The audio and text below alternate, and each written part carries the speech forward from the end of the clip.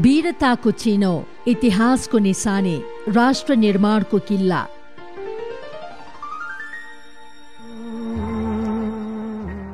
आधुनिक नेपालको निर्माणको लागि पुर्खाहरूले युद्ध लड्न विभिन्न क्षेत्रमा गढी र किल्ला निर्माण गरेका छन्। ती किल्लाहरू वर्तमानमा इतिहासका साक्षी हुन्। सम्भावित बाह्य आक्रमण रोक्न तथा दुश्मनहरूसँग मुकाबिला गर्न उपयुक्त स्थान रोजेर सैनिक कौशलको प्रयोग गरी गढी तथा किल्लाहरूको निर्माण गरिन्छ। नेपालमा रहेका करिब 200 गढीहरूको आआफ्नै विशेषता रहेको छ।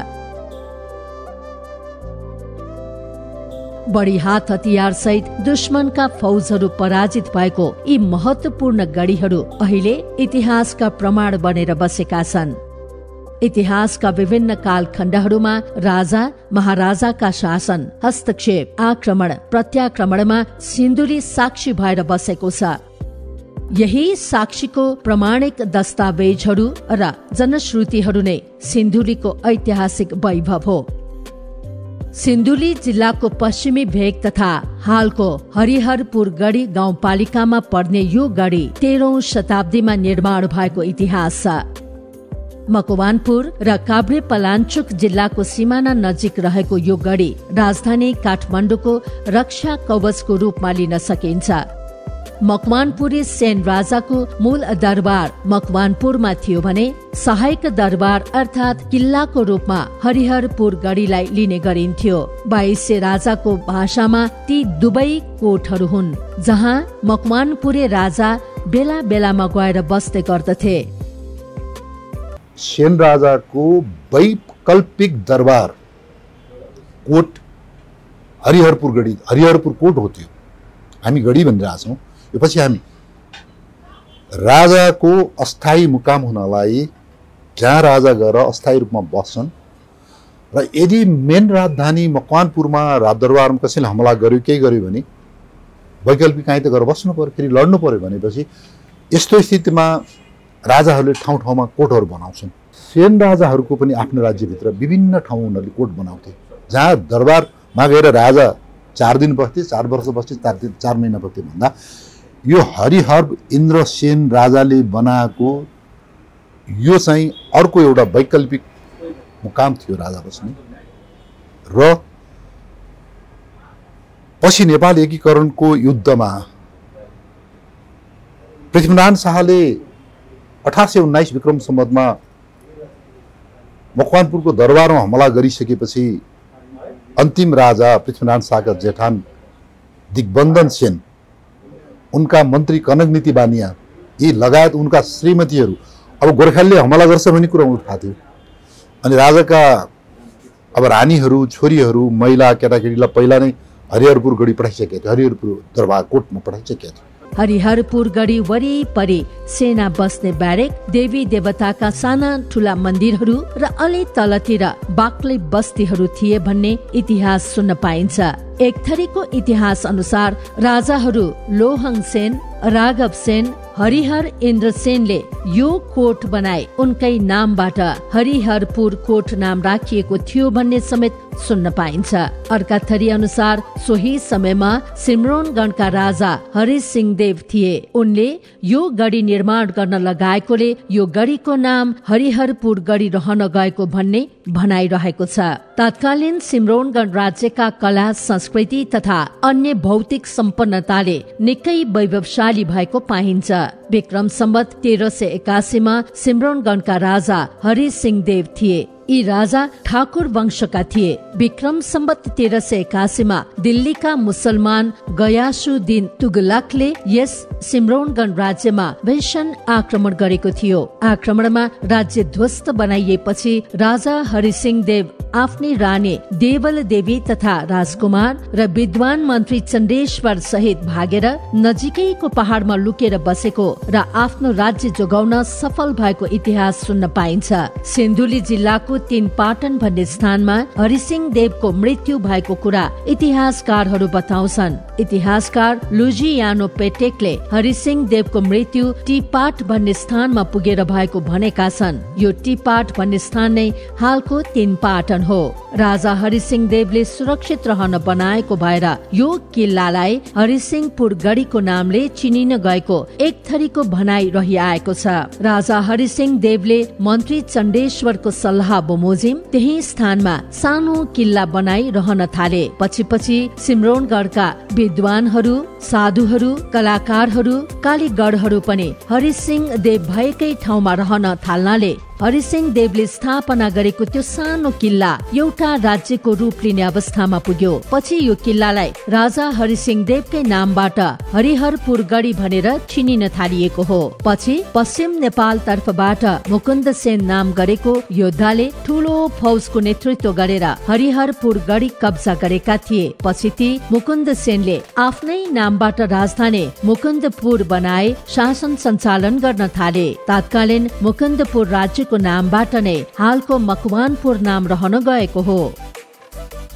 अब यो कसले बनायो भन्ने कुरामा दुईटा कुराहरू छ। एउटा चाहिँ सिम्रोनगढका राजा कर्णाट वंशी राजा हरिहर सिंहदेवले बनाएको हो भन्छन्। अब यो यदि हरिहर सिंहदेवले बनाएको हो भने यसको यो गढीको उमेर चाहिँ चान्चुन 650 वर्ष जति भयो र त्यसो नहुँदाखेरि यो मकवानपुर राज्यका राजा हरिहर सेनले बनाएको हो भन्दाखेरि चाहिँ हरिहर सेनले बनाएको गढी चाहिँ बढ्दा चाहिँ त्यो ऊ देखिन्छ, प्रमाणित देखिन्छ। किनभने तपाईँले मकवानपुर गढीको रूप त्यसपछि तपाईँले चाहिँ यो हरिहरपुर गढीको रूप हेर्नुभयो भनेदेखि यो चाहिँ अलमोस्ट एउटै छ।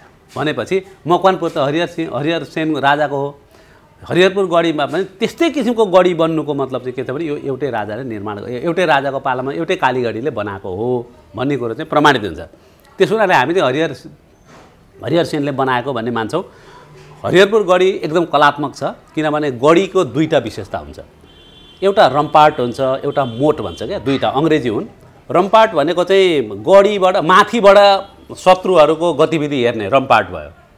अब मोट चाहिँ कस्तो हुन्छ भनेदेखि शत्रुहरूलाई चाहिँ सर्टेन ठाउँभित्र आउन नदिनको लागि चाहिँ खाल्टो खनिन्छ वरिपरि है। त्यो दुई खाले गढी हुन्छ। यो हरिहरपुर गढी चाहिँ तपाईँलाई दुईटै छ, यो रम्पार्ट पनि हो र यो मोट पनि हो। यो चारैतिर पोलिगोनलमा धेरैवटा चाहिँ भुजा भएको जस्तो चाहिँ एउटा चाहिँ ठुलो स्पेस छ।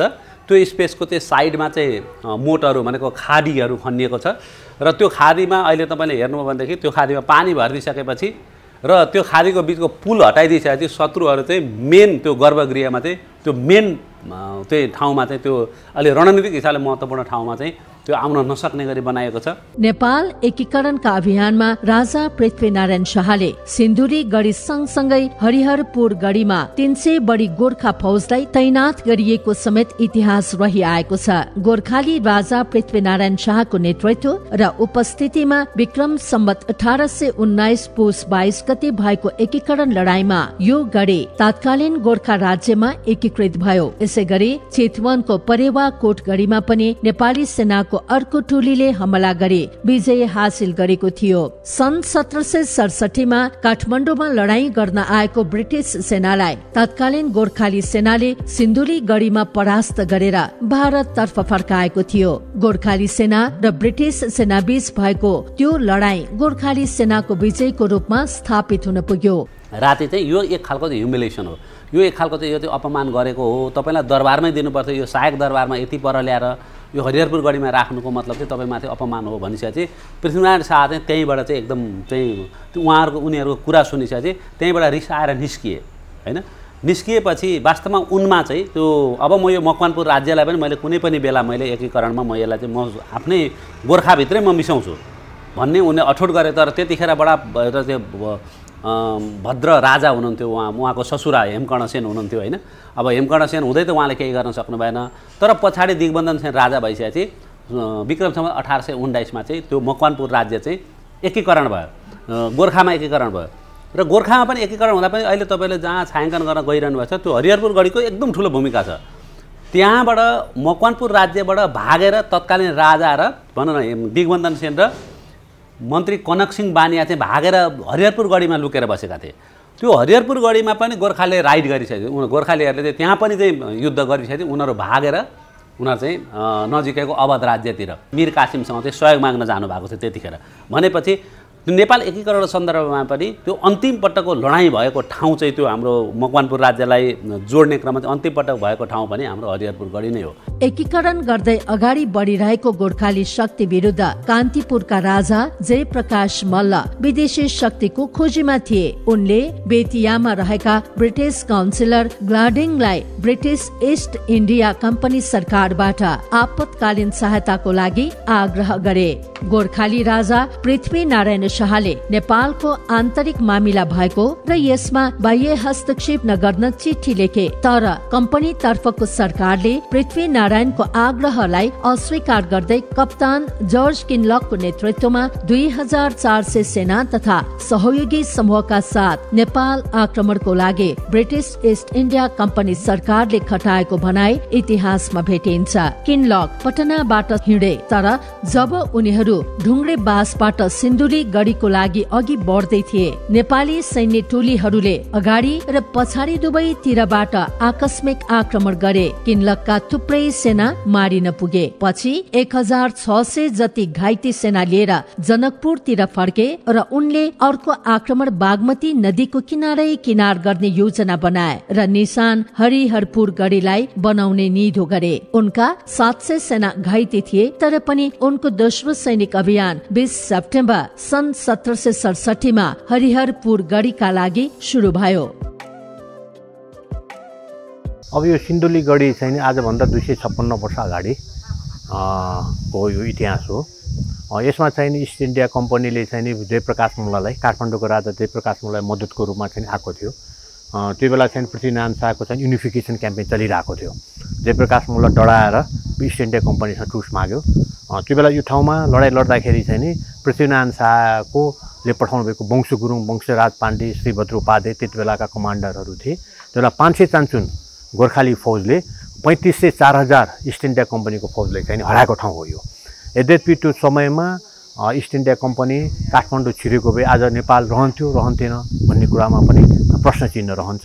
त्यसकारण यो गढीको चाहिँ आफ्नो इतिहास छ र त्यो बेलामा वंशराज पाण्डे मेन कमान्डर, उनले यो सबै यो ठाउँमा चाहिँ नि एउटा फल्स फ्रन्ट्रेज बनाएर यहाँ जस्तो जनावरहरूमा गाई गोरु भेडा सबैमा चाहिँ नि यो सिङहरूमा हैन ढुङ्ग्रो बालेर एउटा फल्स फ्रन्ट्रेज बनाएर देखाएको थियो। यद्यपि त्यो बेला तत्कालीन गोर्खाली फौजमा 500 चान्चुन मात्र ट्रुप्स थियो। अब त्यो बेला चाहिँ नि तिनीहरूलाई यही यो पौवा गढीबाट आक्रमण गरेर उनीहरूलाई परास्त गरे, हराए। त्यो बेला क्याप्टेन किनलोक चाहिँ नि घाइते भयो, अरिङ्गालले टोकेर भने अरू कप्तानहरू चाहिँ अन द स्पटै डेड भएको थियो। अनि त्यसलाई चाहिँ बनारसमा गएर क्याप्टेन किनलोक चाहिँ मरे भन्ने छ। उसले पनि आफ्नो क्याप्टेन किनलोकले लेखेको इतिहासहरू पनि, उसले लेखेको इतिहास पनि अब हाम्रै ठम्बेलतिर पनि त्यो किताबहरू पनि पढ्न पाइन्छ। भनेपछि यो गढीको धेरै महत्त्व छ र यद्यपि यो गढीमा गोर्खाली सेनाले हारेको भए नेपाल रहन्थेन भन्ने चाहिँ प्रश्न चिन्ह रहेछ। त्यसको महत्त्व छ। पृथ्वीनारायण शाहले हरिहरपुर गढीको सुरक्षाको लागि रामकृष्ण कुँवरलाई तैनात गरेका थिए। जब किनलक गोर्खाली फौज नभएको बेला हरिहरपुर गढीमा पाइला टेक्न पुगे, त्यतिखेर किनलकले हरिहरपुर गढी किल्ला डाँडाको टुप्पोमा भएको र राम्रा इँटहरूले बनेको पाएका थिए। त्यो गढीको कुना कुनामा ढुङ्गा हाल्नको लागि ठाउँ बनाइएको थियो। गढीको बीचमा ठूलो इँटको दरबार थियो, जसलाई उनले मकवानी राजाले आफू बस्नको लागि बनाएको होला भने अनुमान गरेका थिए। दरबार नजिकै भीमसेनको मन्दिर थियो र छेउमै हस्ती हाडले बनेको खम्बामा विभत्स रूपले सर्पको टाउको कुँदेको देखेका थिए। यति धेरै वास्तुकलाहरूले सुसज्जित हरिहरपुर गढीमा आज भग्नावशेष बाहेक अन्य चिजहरू छैनन्। हरिहरपुर गढीमा गोर्खाली फौज तैनात थिएनन्। रामकृष्ण कुँवरको नेतृत्वको गोर्खाली सेना हरिहरपुर गढी भन्दा उत्तरतिरको डाँडामा रहेका थिए। त्यस डाँडामा कम्पनीका सैनिक पुग्ने प्रयास गरे पनि सफल भएनन्। सिन्धुलीको लडाईँबाट हारेर भागेका अंग्रेज क्याप्टेन किनलकको फौज पुनर्गठन भई बागमतीबाट यो गढी हुँदै काठमाडौँ अर्थात् कान्तिपुरतिर बढ्दै गर्दा यही क्षेत्रमा फेरि पनि नेपाली सेनाले हमला गरी हराएको थियो। अंग्रेज फौजको अगाडिको टोली यो गढी भन्दा करिब 2 किलोमिटर उत्तरसम्म पुगेकोमा नेपाली सेना र त्यहाँका जनताले समेत ती अंग्रेजलाई काटेर भगाएको समेत इतिहासमा उल्लेख भएको पाइन्छ। सोही कारणले सो ठाउँलाई जितपुर नाम राखियो। अंग्रेज विरुद्ध लडाईँ जितेको ठाउँको रूपमा परिचित उक्त स्थानमा विजय स्मारक समेत बनाइएको छ। त्यसपछि किनलक कान्तिपुर अभियानलाई त्याग्न बाध्य भए र उनी फर्किएको भनाई विभिन्न लेखहरूमा समेत भेट्न सकिन्छ। मकवानपुरको राजा पनि भाग्ने कुरा त आएन, त्यहाँ ठुलो लडाईँ हुन्छ। पृथ्वीनारायण शाह आफ्नै जेठान त्यहाँ हारिसकेपछि दिग्बन्धन सिंह राजा, उनका मन्त्री फेरि र सेना त्यहाँबाट भागेर कहाँ गए त? हरिहरपुर कोटमा गए, जुन हामी गढी भनिरहेछौँ। त्यहाँ 4-5 महिना बसिसकेपछि मात्रै अनि पृथ्वीनारायण शाहले फेरि यताबाट तपाईँको यो धुलीखेलपट्टिबाट यो चाहिँ यो तिमालकोट, कोटतिमाल भन्ने तपाईँले सुन्नुभएको छ। तिमालकोट, कोटतिमाल, हामी भकुण्डेबेसीबाट पूर्वतिर लाग्यौँ भने एउटा बाटो जान्छ, त्यसलाई तिमालकोट पनि भन्छ, कोटतिमाल पनि। त्यहाँ ठुलो लडाइँ हुन्छ, त्यहाँ धेरै 1 महिना लडाइँ हुन्छ त्यो जित्नलाई। त्यसपछि सिन्धुली गढीमा लडाइँ हुन्छ हाम्रो 2 चोटि। आज सिन्धुली गढीकोमा जित्छ, 3 दिनपछि फेरि उसको सेनाले फेरि हराउँछ गोर्खाले। पृथ्वीनारायण शाह आफै गर्छन् त्यसपछि आएर, 3 दिनपछि आएर त्यो सिन्धुली गढी जिते।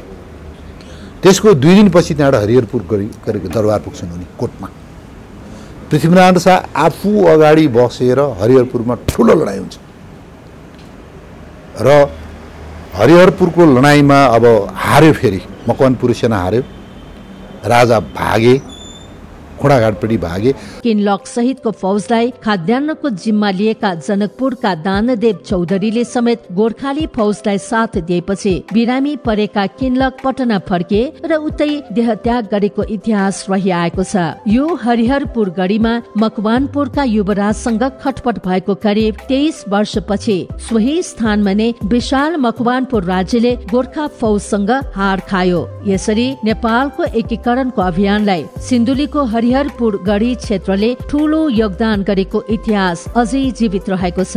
नेपाल अंग्रेज युद्धको दोस्रो चरणमा मेजर जनरल डेभिड अक्टरलोनीको डिभिजनले हरिहरपुर गढी र मकवानपुर दरबार क्षेत्र 2 ठाउँबाट हमला गर्न अगाडि बढेकोमा यो गढीमा पहिला लडाईँ सुरु भएको थियो। अंग्रेज कर्णेलहरू कर्णेल केली र कर्णेल होलले 16 फेब्रुअरी सन् 1915 मा 2 तिरबाट यो गढीमा हमला गर्दा नेपाली सेनाको हार भयो। यो लडाईँ नेपालीले हार्ना साथ नेपालले सुगौली सन्धि गर्न प्रस्ताव पठायो र 2 डिसेम्बर सन् 1816 मा सुगौली सन्धि भयो। त्यसपछि नेपाल अंग्रेज युद्ध अन्त भएको थियो। नेपाल अंग्रेज युद्धको यो अन्तिम लडाईँ समेत थियो। तोप प्रहारको उद्देश्य राखी तयार पारिएको गढीको मध्यभागमा दरबार रहेको छ। आपतकालीन अवस्थाको लागि पानी सञ्चित गर्न बनाइएको ट्याङ्की समेत प्रष्टै देख्न सकिन्छ। त्यहाँ चाहिँ ठुल्ठुला ढुङ्गाका चाहिँ शिलाहरू कुदेर, होइन, त्यो ढुङ्गा तपाईँ यत्रतत्र तपाईँले पाउनुहुन्न।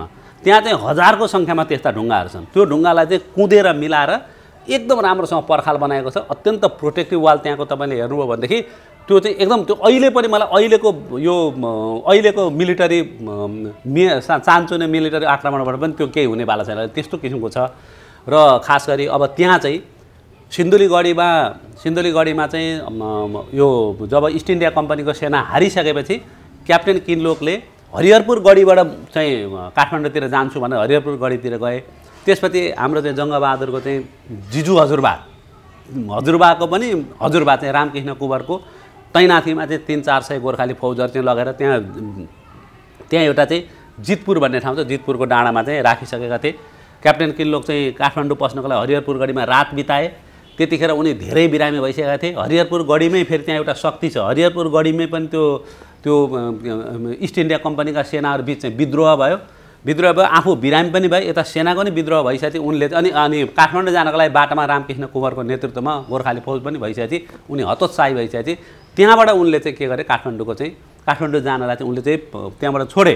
काठमाडौँ जान सकेनन्, त्यसरी फर्किएर आए र त्यो फर्किएर आएको हरिहरपुर गढीबाट जब त्यो क्याप्टेन इस्ट इन्डिया कम्पनीको सेना फर्कियो, त्यो फर्किँदाखेरि तर त्यतिखेर ढिलो चाँडो चाहिँ ब्रिटिस इस्ट इन्डिया कम्पनी चाहिँ हारेको कुरो अमेरिकी स्वतन्त्रता सङ्ग्राममा पनि त्यो कुरो चाहिँ रिफ्लेक्ट भयो। गढी प्रवेशद्वारमा अहिले काठको पुल जस्तो भए पनि गढी सञ्चालनको बेला यसमा फलामको ढोका रहेको थियो। ढोका खुल्दा सोही ढोका नै पुल बनेर आवत जावत गर्न सकिन्थ्यो भने ढोका बन्द हुँदा सो बाटो बन्द हुन्थ्यो र आवत जावत गर्न सकिँदैन थियो। मकवानपुरको राजाको वैकल्पिक गढीको रूपमा चिनिने हरिहरपुर गढी किल्ला संरक्षणमा राज्यले समेत चासो देखाएको छ। हरिहरपुर गढी नेपाल र नेपालीका लागि गौरव र प्रतिष्ठाको धुरी हो। दुश्मनले पाइला टेक्न खोज्दा गोर्खाली सेनाले शिर छेदन गरी विजय प्राप्त गरेको इतिहास अझै जीवित नै छ। रणनीतिक महत्व बोकेका यी गढी अनि ऐतिहासिक सैन्य धरोहरमा त्यतिखेर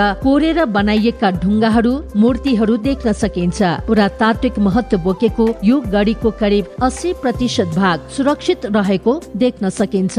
गढी देख्ने बित्तिकै कुनै पनि मान्छेले नेपालको राजनीति, नेपालको सामाजिक एकीकरणका कुराहरूलाई त्यो आफूलाई त्यति रुचि नराख्ने मान्छे पनि यदि त्यो ठाउँमा गएर त्यो स्ट्रक्चर देख्यो भनेदेखि उसले चाहिँ एकपल्ट आफूलाई रिकल गर्छ। मेरो पुर्खाहरूले बिना सित्तीमा बिना चाहिँ त्यो स्वार्थमा राष्ट्रको लागि यसरी गरेका रहेछन्।